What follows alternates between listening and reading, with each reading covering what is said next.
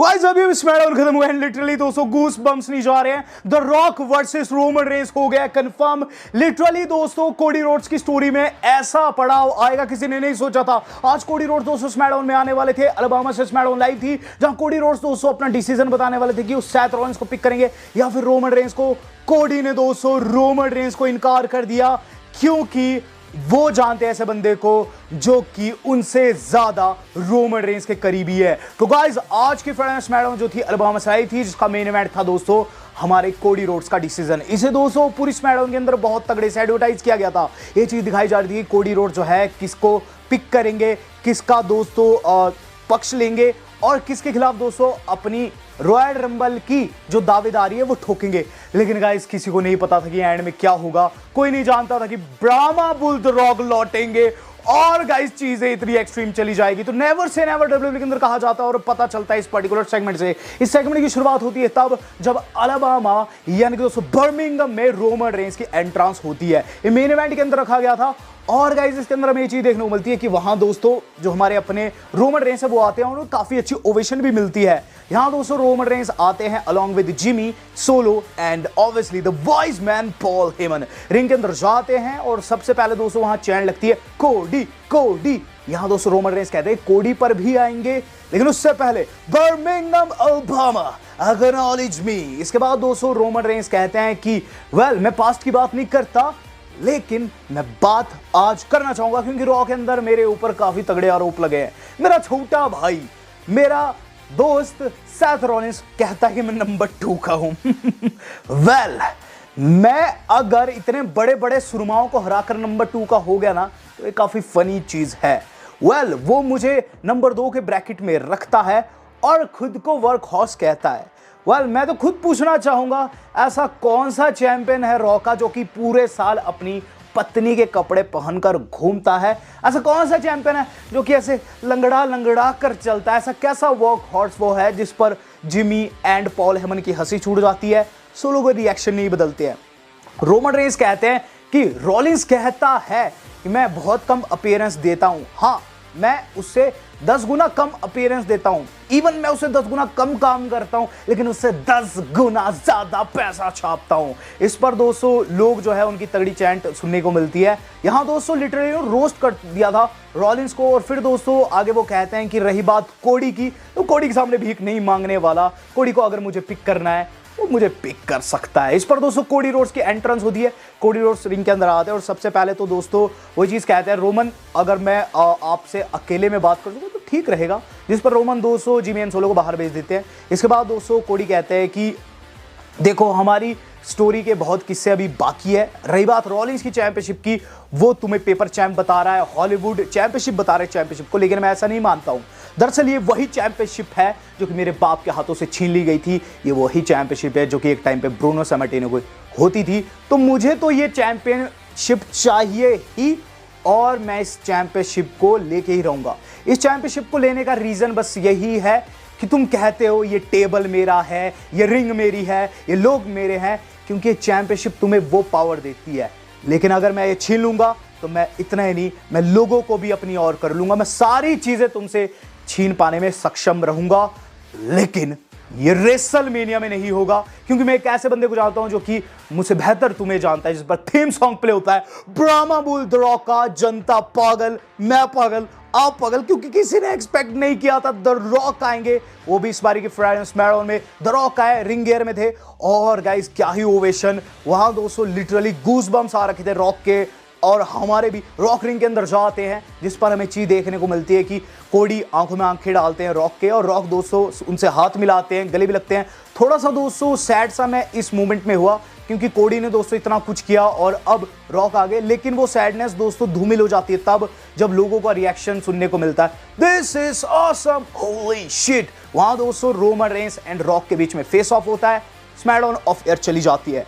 अब guys actual में क्या हुआ है और कोडी रोड्स क्या रॉलिंस को फेस करेंगे या फिर जो कुछ उन्होंने कहा नॉट एट रेसलमेनिया उसके बाद क्या कुछ होने वाला आगे हम डिस्कस करेंगे। वीडियो में एंड तक जरूर बनिए रहिएगा। लेकिन यहां दोस्तों स्मैकडाउन में जो कुछ हुआ है लिटरली दोस्तों मजा बहुत आने वाला है। बात की जाए दोस्तों यहां आगे क्या हुआ है, तो यहां दोस्तों स्मैकडाउन के अंदर बहुत कुछ हुआ है। जहां दोस्तों सबसे पहले बात करूं शुरुआत हम लोगों ने देखी थी लोगन पॉल के सेगमेंट द्वारा। लोगन पॉल दोस्तों रिंग के अंदर आते हैं और गाइस बात करते हैं अपनी चैंपियनशिप की। केविन ओवेंस को दोस्तों ऑब्वियसली वो लूजर बताते हैं, ये चीज़ कहते हैं कि केविन ओवेंस चीट करते हुए पकड़ा गया है, और यहाँ दोस्तों रेफरी को भी शाउट आउट देते हैं। ओवेंस आते हैं, ओवेंस दोस्तों यह चीज़ कहते हैं कि कोई बहाना वो नहीं लगाना चाहेंगे, लेकिन हाँ वो ब्रास नकल का यूज़ किए क्योंकि वहाँ ऑस्टिन थ्योरी आ रहे थे और ऐसे में वो पकड़े गए हैं। यहाँ दोस्तों हमें चीज़ देखने को मिलती है कि वो अपॉर्चुनिटी मारते हैं लोगन पॉल से, लेकिन लोगन पॉल कहते हैं कि तुम थ्योरी को फेस करो। थ्योरी की एंट्री होती है और थ्योरी वर्सेस दोस्तों जो हमारा अपना ओवेंस का मैच बिगिन हो जाता है। इस मैच के अंदर दोस्तों ये चीज़ देखने को मिलती है कि वहाँ ब्रश नकल का प्रयोग करने के लिए देते हैं दोस्तों केविन ओवेंस के खिलाफ दोस्तों थ्योरी यूज़ कर पाते, ओवेंस ने यूज़ कर दिया। इवन वहाँ उन्होंने उन्हें उससे भी मारा, साथ साथ दोस्तों उनके दोस्त को भी टेक आउट किया। कुल मिलाकर दोस्तों यहाँ ओवेंस की तगड़े वाली जीत हुई है। ओवेंस दोस्तों जीत गए, लेकिन उसके बाद दोस्तों वो लोगन पॉल का पीछा करते हैं, लेकिन लोगन पॉल वहां से भाग जाते हैं। हम लोग देख रहे हैं बैकस्टेज दोस्तों नायोमी दोस्तों स्मैकडाउन रोस्टर का पार्ट है, बैकस्टेज दिखाई देती है अपने दोस्तों के साथ। वहाँ आ जाती है दोस्तों टिफनी दोस्तों हिट कर देती है, हिट कर देती है मिया यिम को, मिशिन को, और यहाँ दोस्तों इनका मैच आगे कंफर्म हो जाता है। वह बात करूँ इसके बाद क्या हो, इसके बाद दोस्तों हमने प्रीटी डेडली का मैच देखा। प्रीटी डेडली का दोस्तों जो मैच था आज हो रहा था दोस्तों एक तरीके का दोस्तों आप कह सकते हैं फेटल 4-वे चैंपियनशिप क्वालिफायर, और इसके अंदर दोस्तों LWO थी, साथ ही साथ दोस्तों इसके अंदर पीट डन की भी टीम थी, साथ ही साथ इसके अंदर दोस्तों एंजल गार्जा हम्बर्टो की भी टीम थी। इस फेटल 4-वे के अंदर दोस्तों हमें चीज देखने को मिली कि गाइस जो पीट डन की टीम है ना वो जीत गई है और भाई वो क्वालिफायर कर चुकी है। हम लोग देख रहे हैं बैकस्टेज दोस्तों, बैकस्टेज तो क्या है, एक रेस्टोरेंट में दोस्तों जो हमारी न्यू LWO है या फिर कह लीजिए दोस्तों डेल फैंटेज़्मा है, वो गाइस वाइन पी रही है और फैमिलिया यानी कि दोस्तों फैमिली की बात कर रहे हैं दोस्तों हमारे एस्कोबार, जहां दोस्तों वो इलेक्ट्रो को एक तरीके का शाउट आउट भी देते हैं और गाइस ये चीज़ कहते हैं हम फैमिली है, हमेशा साथ रहेंगे। यहाँ दोस्तों बात की जाए इसके बाद क्या हो, इसके बाद दोस्तों जो अगली चीज़ हम लोगों ने देखी है वो था गाइस ये टिफनी वाला मैच। इसके अंदर दोस्तों मिशन को फेस किया, दिस इज ऑसम की चैंट भी लगी है, मैच वाज एब्सोल्युटली गुड। लेकिन गाइस मैच में जो होना था वो हुआ। मैच के अंदर दोस्तों न्यू कमर सुपरस्टार यानी टिफनी लगाई है तगड़े वाला मूव और मैच को जीती है। हमें दिखाया जा रहा है कि गाइस बैकस्टेज जो बेली की टीम है यानी डैमेज कंट्रोल, वो बेली के खिलाफ ही दोस्तों बातचीत कर रही है, लेकिन बेली ये सब सुन लेती है। हम लोगों को देखने को मिल रहा है अब ये कि रिंग के अंदर बेली आ चुकी है, Adam Pearce and Nick Aldis भी है। बेली का डिसीजन सुनने को मिला था और गाइस बेली ने भी कुछ वैसे ही किया जैसे कि मेन इवेंट में हुआ। यहाँ दोस्तों बेली की तरफ से भी एक बड़ा पाइप बम देखने को मिला। बेली दोस्तों रिंग के अंदर ये चीज़ कहती है कि उन्होंने बीते एक साल में बहुत उतार चढ़ाव देगा और रेसलमेनिया के अंदर उन्होंने सब कुछ अचीव भी कर लिया है। रही बात उनके डिसीजन की, और रिया को पिक कर सकती है, लेकिन वो डैमेज कंट्रोल के मेंबर से काफ़ी नाखुश है। वो कहती है कि ईओ तुम बदल चुकी है, जब से ये दोनों जापानीज सुपरस्टार है तुम बिल्कुल बदल गई हो। और रही बात इन दोनों की, इन दोनों ने शायद तुम्हें चेंज कर दिया है। ये दोनों उन पर अटैक कर देती है। बेली दोस्तों वहाँ पिटने लगती है, लेकिन बेली ने पहले से प्लान करके रखा था, उन्होंने स्टील पाइप छिपा रखा था स्टील स्टैप के अंदर, वो निकालती है और इन दोनों पर हिट कर देती है। और उसके बाद दोस्तों ईओ स्काई पे भी करती है, लेकिन इमोशनल होके नहीं कर पाती है। इसके बाद दोस्तों माइक पकड़कर ये चीज़ कहती है कि एट रेसलमेनिया मैं तुम्हें पिक करती हूँ ईओ, यानी कि दोस्तों पहला मैच हो गया कंफर्म रेसलमेनिया का, जो कि था Iyo versus Bayley for women championship. इसके बाद दोस्तों जो अगला मैच हम लोगों को देखने को मिलने वाला था वो था दोस्तों the final testament versus Bobby Lashley की टीम के बीच में। लेकिन गाइस ये मैच हुआ ना हुआ एक बराबर, क्योंकि दोस्तों इस मैच के अंदर हमें ये चीज़ देखने को मिलती है कि दोनों टीम्स बाहर लड़ने लग जाती है। जहां अंदर जब जाती है दोस्तों तो स्कारलेट इस बार फिर से गन डालने की कोशिश करती है, अपने पति यानी कि केरियन क्रॉस की मदद करने लगती है, लेकिन फिर वहां बी फैब आ जाती है जो कि दोस्तों चीज़ों को इवन कर देती है। मानो दोस्तों अब बॉबी लैशली को भी एक महिला मिल चुकी है जो कि है बी फैब। हम लोग देख रहे हैं बैकस्टेज ब्रॉन ब्रेकर जो है उन्हें दोस्तों कॉन्ट्रैक्ट थमाया जा रहा है। निक एल्डिस के द्वारा एडम पेयर्स आते हैं, ये चीज़ कहते हैं कि रॉ के अंदर मैं तुम्हें एक बेहतरीन ऑफर दूंगा, जिस पर दोस्तों ब्रॉन वहां से निकल जाते खुश होते हुए। फिर दोस्तों जो हमारे निक एल्डिस है वो काफ़ी परेशान नजर आते हैं। इस दौरान दोस्तों वहाँ आ जाती है दोस्तों हमारी अपनी जेड कारगिल, एडम पेयर्स को जाने को कहते हैं निक एल्डिस, और फिर जेड से बातें करते हुए नजर आते हैं। अब गाइस जो अगली चीज़ हम लोगों को देखने को मिल रही है वो था गाइस हमारा main event of the evening, जिससे पहले दोस्तों हम लोगों ने देखा है कि डब्ल्यू वाले कन्फर्म करते हैं कि एक और क्वालिफायर होगा, जो कि दोस्तों एक तरीके का फिनाले होगा क्वालिफिकेशन का।